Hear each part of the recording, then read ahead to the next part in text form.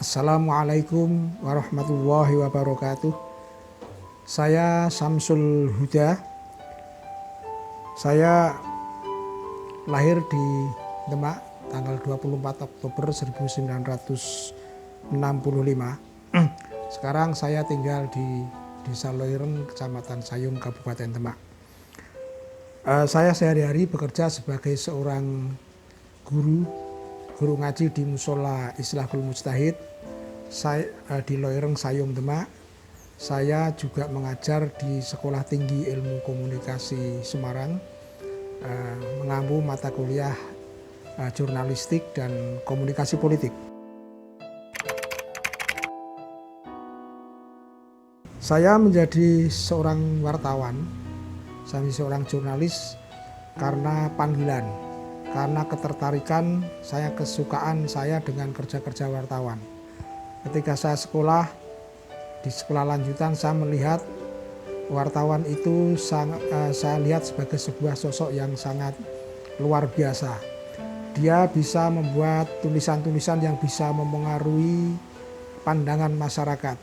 Dia bisa bergaul dengan siapa saja, mulai dari rakyat sampai kepada penguasa. Dia bisa hidup di mana saja.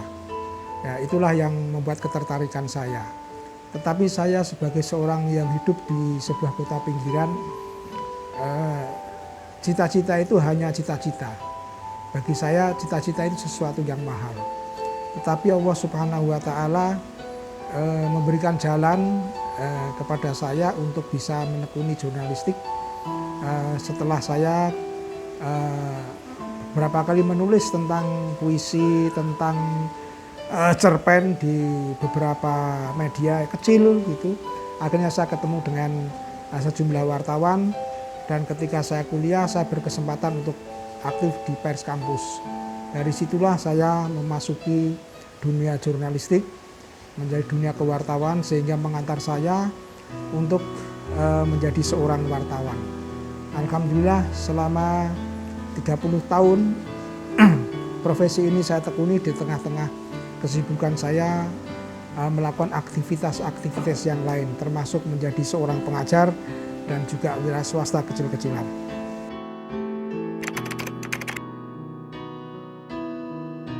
Saya menjadi tertarik dengan dunia kewartawanan ketika saya dalam tahap coba-coba, saya bisa berkesempatan ketemu dengan wartawan-wartawan senior.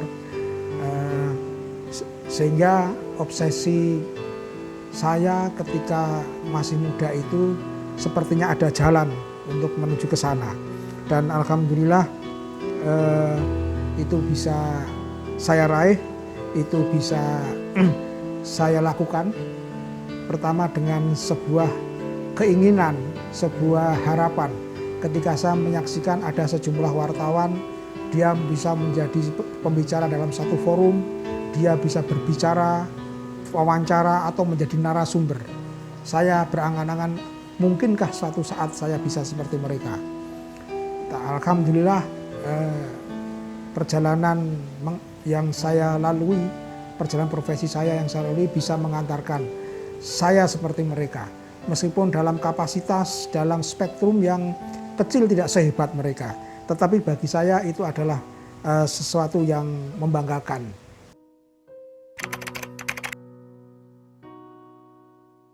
Perkembangan media masa sekarang ini sungguh sangat menggembirakan sekali bagi saya di satu sisi.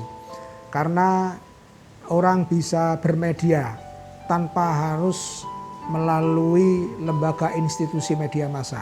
Ada citizen journalism.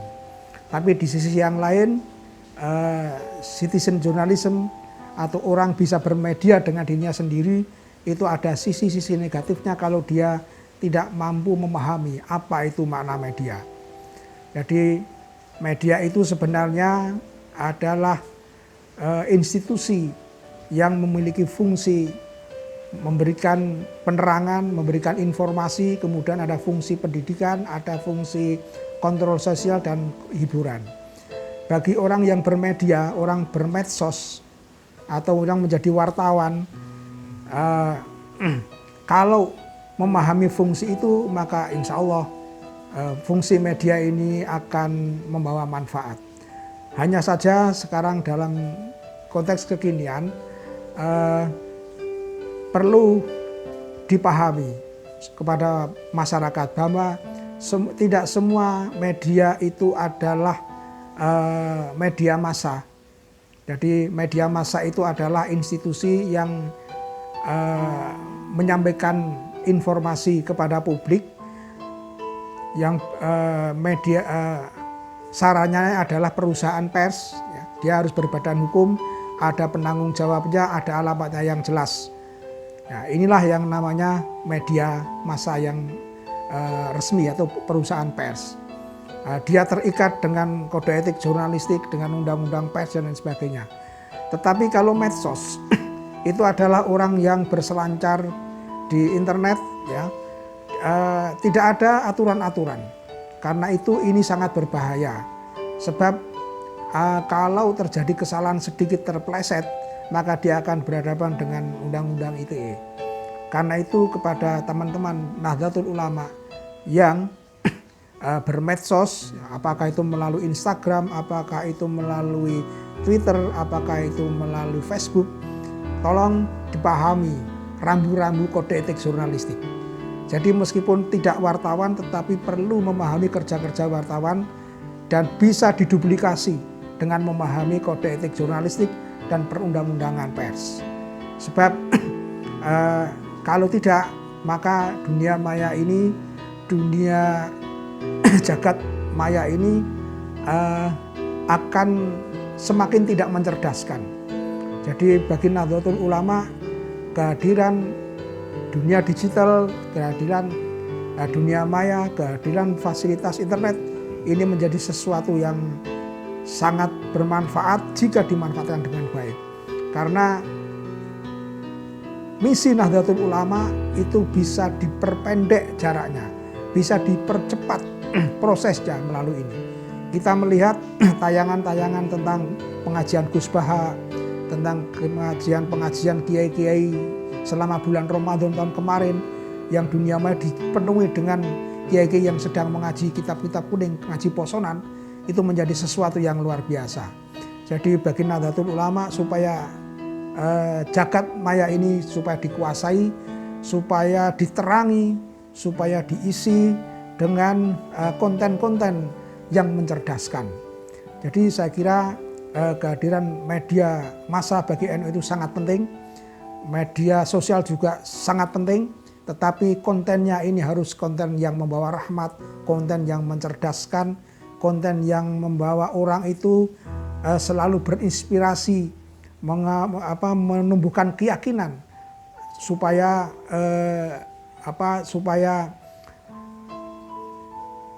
menuju ke arah yang lebih baik. Jadi bukan untuk menghujat, bukan untuk adu perdebatan yang tidak produktif. Karena itu saya berpesan kepada teman-teman, baik yang menggeluti dunia jurnalistik maupun yang menggeluti dunia medsos, tolong kendalikan emosi, kendalikan diri. Ingat bahwa fungsi media adalah untuk penerangan, untuk pendidikan, untuk konsul dan hiburan. Bukan untuk mengungkapkan, bukan untuk mengungkapkan emosional. Tetapi fungsi-fungsi itu supaya dijadikan pedoman, supaya jagat media ini penuh dengan rahmat, penuh dengan kasih sayang, dan penuh dengan pencerahan.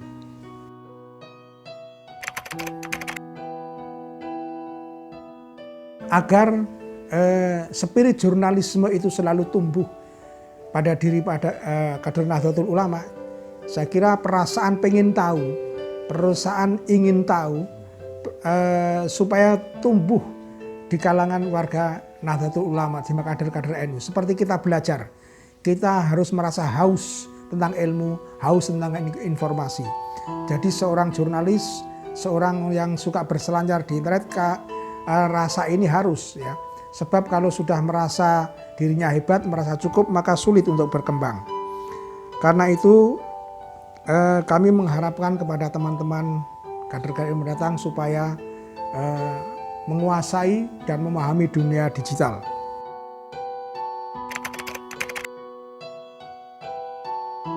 Saya sebagai orang yang sudah puluhan tahun menggeluti dunia jurnalistik, saya punya moto bahwa jurnalistik atau jurnalisme adalah dunia yang mengharuskan, dunia yang memaksa, dunia yang membentuk kita untuk selalu belajar. Tidak akan berhenti belajar. Dalam dunia jurnalisme, kalau berhenti belajar maka selesailah dia. Tapi jurnalisme bagi saya adalah suatu dunia yang mendorong kita untuk terus belajar untuk mengetahui dari apa-apa yang kita tidak tahu sehingga kita menjadi tahu. Saya kira itu pedoman saya. Jadi belajar jurnalisme adalah dunia pembelajaran sepanjang masa.